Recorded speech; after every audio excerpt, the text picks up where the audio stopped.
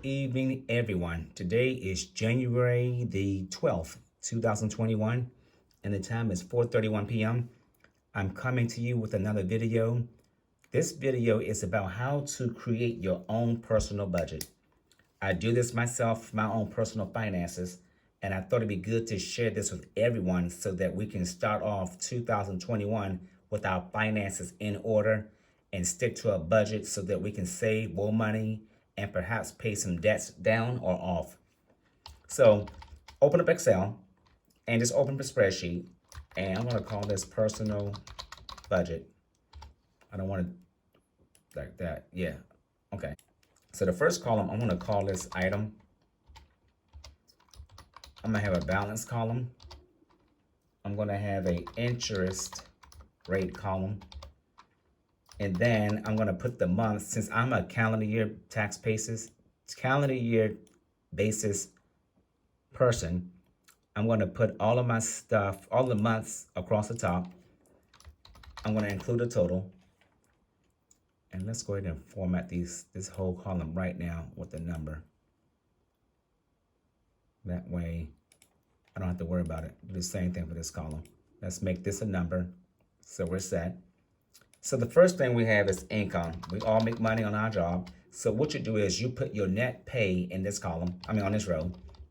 In each column, you're going to put down the number of pay periods and the dollar amount that you get paid. So for example, in this example, we're going to assume that the person gets paid $2,050.73 on the 15th and last day of every month. So I'm going to put down the, how about 2,050.73.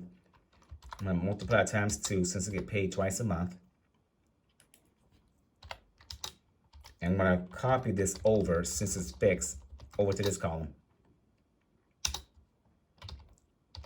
And let's sum up this column. So, and again, for the income row, you want to make sure that you're putting down your net pay, not your gross pay. And then here are your totals for the year right here. And then next section, let's call this expenses.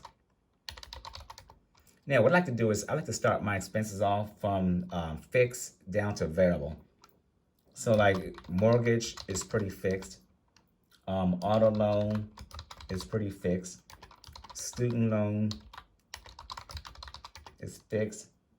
Then, of course, if you live in an apartment or a house, we have utility bills. So we have gas, Pepco's electric, where I live, the water bill, WSSC, cell phone, cable, auto insurance. Let's put down some credit cards. Let's do Visa and Discover. Let's assume that we put money to the side for savings, or we're paying ourselves money. Of course, if you're an office worker, you might have some cleaning bills, groceries, auto, gas. And we're going to call this total expenses. So let's assume for this example that the mortgage is $1,200 a month. So I can copy that over for all the months. Let's also carry down the totals to each of these rows down here. Okay. And let's assume our auto loan is $450 a month. So I'll copy that over to each month. And let's assume the student loan is $250 a month. So I put that $250 in each month. And let's assume that our gas bill for the cold months is $150. And again, I'm making this stuff up. And we're going to assume that April is fairly cool still. And then when it starts warming up, we can make this 100. And then these are the hot months, so we can make those 20. How about to here? October can be fairly warm, right? Depending on where you live. Let's make this 80. Let's make this 100. And then since this is Pepco is electric, we want to make Pepco low where gas is high and vice versa. So let's say $20 for each time we see 150. And then in May, we're going to make Pepco, let's say 50. And let's make June 98. That's for the AC. And of course, it depends on if you have all electric or all gas in your house or a combination of both. Everybody's house is different. Let's make this 70. Let's make this 50. And we're going to assume that the water bill is $75 per quarter.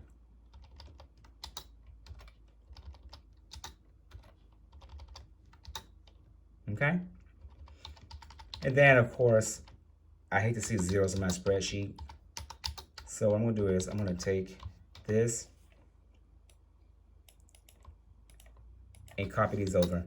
Okay, so the cell phone bill, we're going to assume that it's 200 and let's make cell phone $85 a month.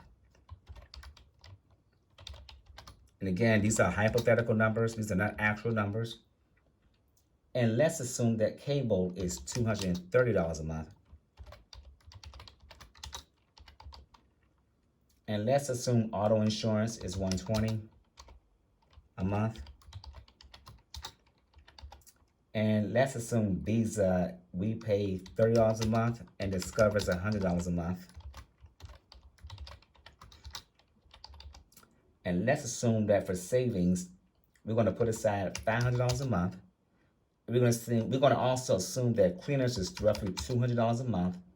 Groceries is $400 a month. Auto gas is roughly $120 a month. And then we can copy these over as well. And let's total up our expenses.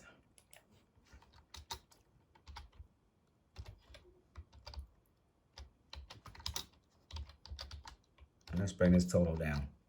Now, you would take a similar spreadsheet like this and tailor it to your needs. Everybody is different. We all have different expenses and things that's going on in our life. So you tweak these categories based on your situation. Now, let's change this to outstanding debt.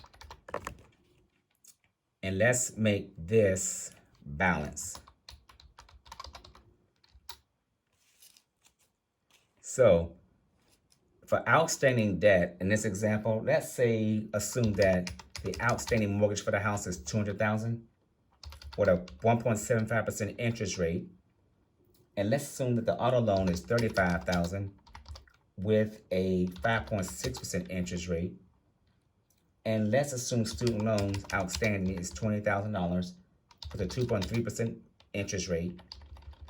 And let's also assume that our Visa is $3,000, Discover is $4,000, and Visa has a 13.99% interest, and Discover has a 9.99% interest.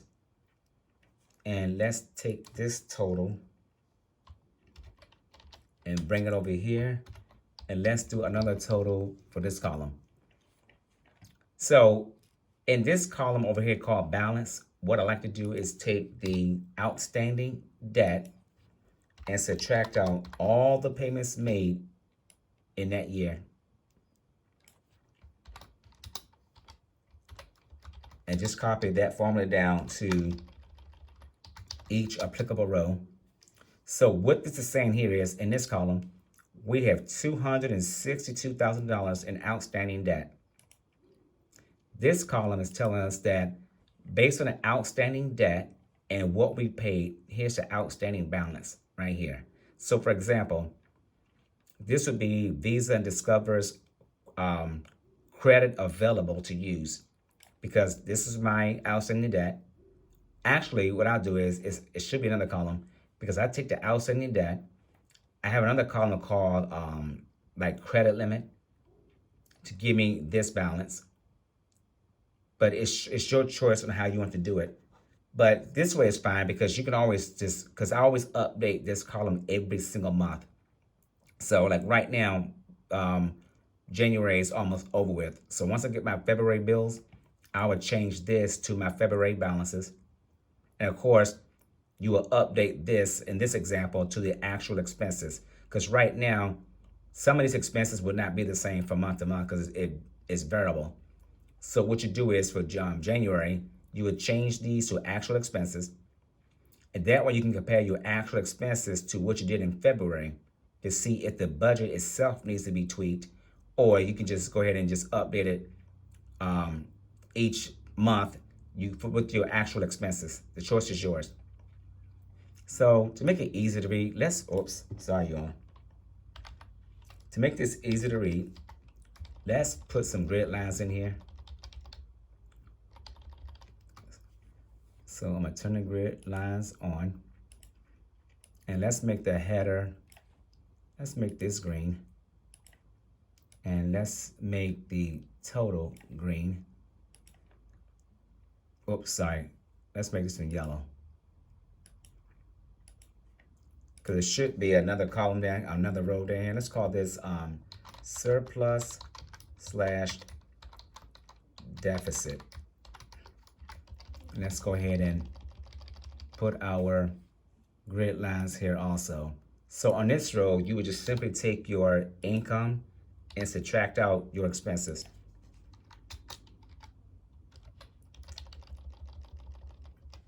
So what this is telling me is, once I pay all of my January expenses, I'm left with this much money at the bottom right here. Well, January is here, but each month, here's the residual amount. But remember, you want to update this spreadsheet for your actual dollar amounts. And then you can also make this black or some other color. I'll make it black, so you know that you don't key anything into those areas because it's not really telling you anything. That's what I do. But again, the choice is yours. So that's pretty short, quick, and to the point. I highly recommend that you put together a personal budget and try to stick with that budget, because depending on what's down here, you might want to tweak how much you pay. So for example, if you have a large surplus down here, you might want to either increase those savings or pay down your credit card debts faster. And of course, if you get something with a high interest rate, that's the one you should tackle first so that you're paying out less money in the future. That's what I would do. So prepare a spreadsheet similar to this. Tweak this spreadsheet to your own personal situation.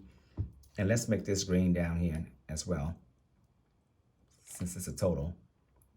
And just begin updating each month based on your actual expenses.